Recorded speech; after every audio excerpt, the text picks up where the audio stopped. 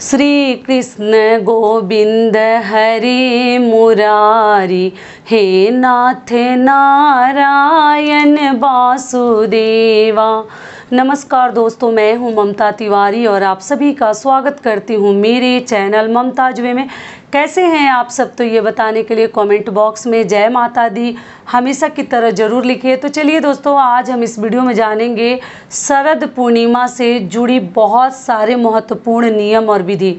शरद पूर्णिमा 2022 में हमें पूर्णिमा व्रत के जो नियम हैं वो कब करने हैं, क्या करने हैं, कैसे करने हैं, इन सभी महत्वपूर्ण बातों को आज हम इस वीडियो में जानेंगे।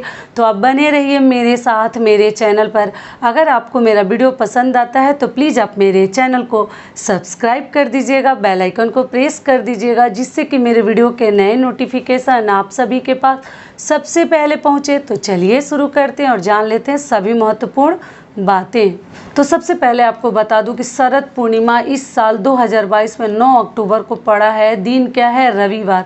रविवार के दिन ही हमें स्नान दान और सभी नियम धर्म जो पूर्णिमा से संबंधित कार्य हैं सभी कार्य उस दिन करने हैं। तो सबसे पहले उस दिन क्या होता है, हमें सूर्योदय से पूर्व उठ जानी चाहिए। जो ही महिला पुरुष जो ही हैं उठकर अपने घर की साफ सफाई करके जो ही आपके नित्य क्रिया है सभी कर लीजिए। और करने के बाद आपको सूर्य देव को जल देनी चाहिए। पूर्णिमा के दिन स्नान कैसे करेंगे? स्नान के पानी में आपको गंगा जल मिश्रित जल से स्नान करनी चाहिए।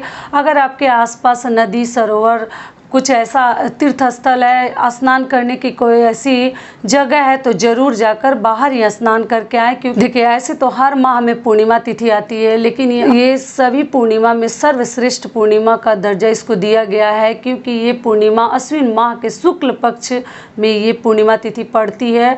और इसमें अगर हम स्नान दान ये सब कार्य करते हैं ना तो हमें बहुत अधिक लाभ मिलता है। ऐसा माना जाता है ना कि और उसके अगले दिन से कार्तिक स्नान भी शुरू हो जाएगा। 10 अक्टूबर से 9 तारीख को पूर्णिमा है, 9 अक्टूबर को, और 10 अक्टूबर से कार्तिक का स्नान भी, जो कि सभी लोग करते हैं, कार्तिक स्नान करते हैं। 1 महीने तक ये स्नान किया जाता है, सूर्योदय से पूर्व किया जाता है। तो उसके लिए मैं वीडियो डालूंगी अलग से, लेकिन इस वीडियो में हम शरद पूर्णिमा से संबंधित सभी नियम जानेंगे।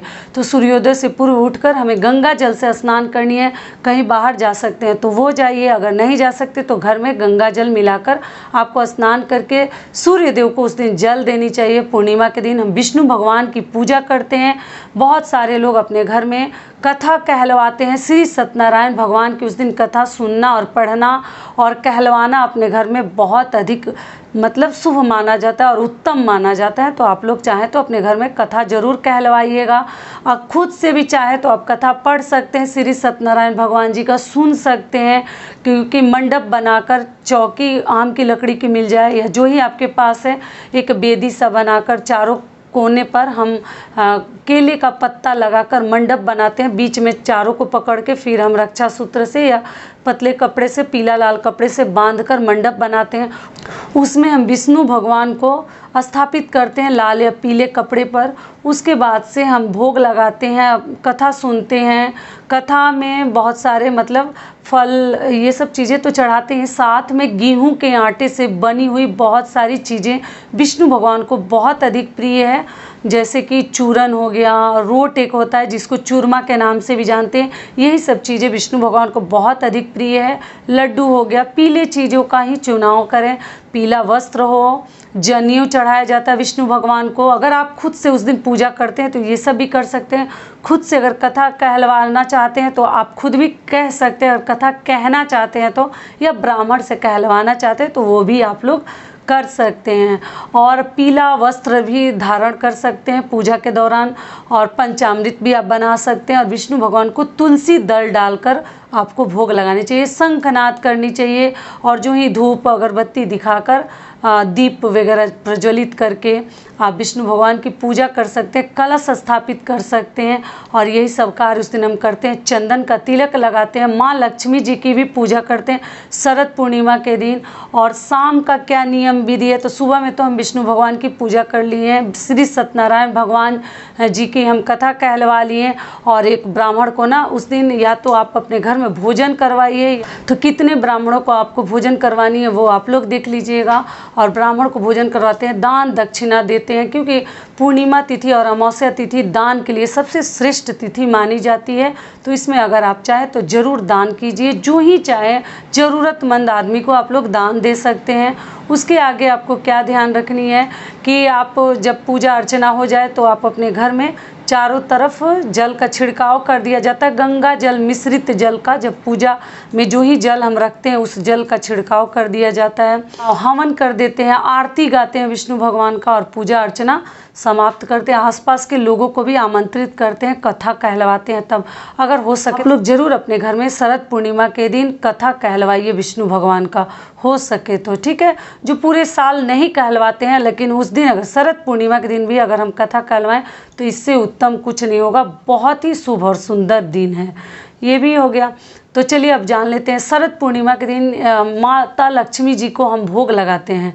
क्या लगाते हैं? खीर लगाते हैं। और भोग लगाने के बाद ना खीर आप बना लीजिए अच्छे से, शुद्धता का ध्यान रखते हुए। बर्तन वगैरह देख लीजिए, क्योंकि कभी कभी दूध के बर्तनों में ना गंदगी मतलब जूठा वगैरह रह जाता है। तो साफ़ सफाई से किचन का गैस चूल्हा वगैरह पोंछ लीजिए। पोंछने के बाद आपको उस पर खीर बनानी है, ठीक है। खीर बनाकर आप माता लक्ष्मी जी को भी चढ़ा सकते हैं, विष्णु भगवान को भी खीर का भोग लगा सकते हैं तुलसी पत्र डालकर। और उसके आगे आपको क्या करनी है कि खीर को थोड़ा सा ठंडा हो जाने दीजिए, गर्मा गर्म नहीं। तो खीर को हम ले जाकर चंद्रदेव के प्रकाश में हम रखते हैं। शरद पूर्णिमा के दिन यही माना जाता है कि जो खीर हम छत के ऊपर, छज्जे के ऊपर, जहाँ मतलब फैसिलिटी आपको है, देख लीजिए कहाँ रख सकते हैं, जहाँ मतलब कोई जानवर जाके गिराए ना, खराब ना करे, वहाँ रख दिया जाता है। छलनी से ढक कर रख देते हैं, क्योंकि ऐसा माना जाता है ना कि जब चंद्रदेव का प्रकाश उस खीर में पड़ता है ना, तो बहुत सारी शक्तियाँ तो एक तो आ ही जाती हैं, और वो खीर जो है अमृत के समान हो जाता है।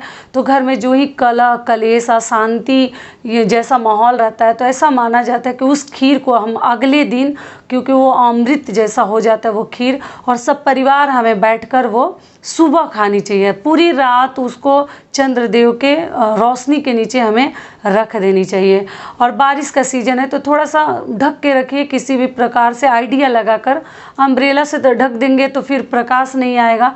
फिर भी देख लीजिए अगर कुछ और मिले, या किसी छज्जे के नीचे हो, या कहीं और ऐसा जगह हो जहाँ पे सीधे प्रकाश आ रहा हो।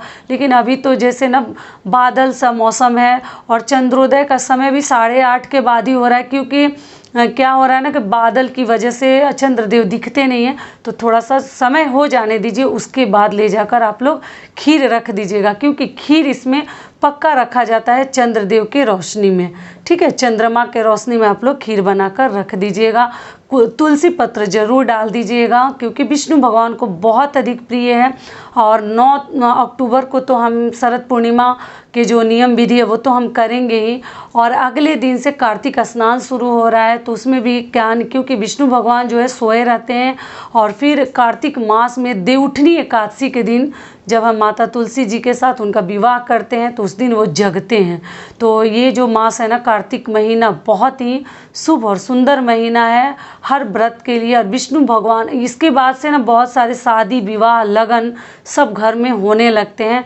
छठ पूजा के बाद, गोवर्धन पूजा के बाद, देवउठनी एकादशी के बाद हमारे घर में जो ही शुभ कार्य है, जो मांगलिक कार्यक्रम है, सभी होने लगते हैं।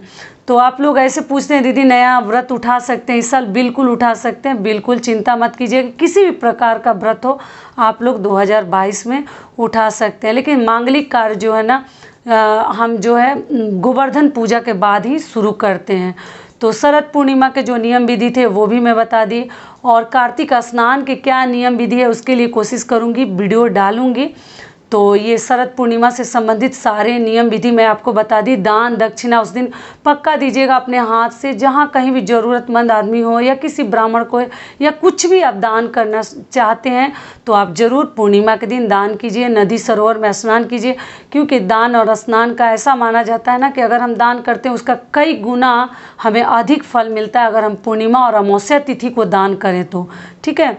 आप चाहें तो उस दिन अनाज का भी दान कर सकते हैं, कहीं भी जाकर, मतलब मंदिर के सामने हो, अनाज भी दे सकते, भोजन का दान कर सकते, कपड़े का दान कर सकते। मतलब पूर्णिमा के दिन ये सब कार्य करना और कथा कहलवाना अपने में अति उत्तम माना जाता है। तो इसलिए आप लोग कोशिश कीजिएगा, जितना आपसे बन पड़े, हो सके, जितना आपकी क्षमता है आप लोग ज़रूर कीजिए। और पूर्णिमा के दिन मंदिर भी जाते हैं, शिव मंदिर अगर आपके आसपास है, नज़दीक है, तो ज़रूर जाइए। शिव जी की पूजा भी पूर्णिमा के दिन हम करते हैं। विष्णु भगवान के साथ साथ आप शिव जी की भी पूजा कर सकते हैं, माता पार्वती की और लक्ष्मी जी की पूजा की जाती है विधि विधान से। हो सके तो आप पूरी रात एक दीपक अखंड ज्योति भी जलाकर पूर्णिमा के दिन रख सकते हैं। यहाँ तक कि लोग पीपल वृक्ष के नीचे भी जलाते हैं। और अपने मेन दरवाजे पर 2 दीपक, आप जैसे हम दिवाली के दिन दीपदान करते हैं, ठीक उसी प्रकार से 2 दीपक भी आप जलाकर शाम को रख सकते हैं। और मंदिर में भी आप दीपक जला सकते, पूजा अर्चना कर सकती हैं। तो यही सब शरद पूर्णिमा के महत्वपूर्ण नियम विधि थे। सभी कुछ आशा करती हूँ आप लोगों को बता दी। तो ये वीडियो यहीं तक का था। आशा करती हूँ, उम्मीद करती हूँ कि इस वीडियो से मेरी बहनों को, मेरे भाइयों को बहुत अधिक लाभ मिलेगा। फिर मिलती हूँ एक नए वीडियो में, तब तक के लिए नमस्कार। स्वस्थ रहिए, सुरक्षित रहिए और जहाँ कहीं भी रहिए खूब खुश रहिए।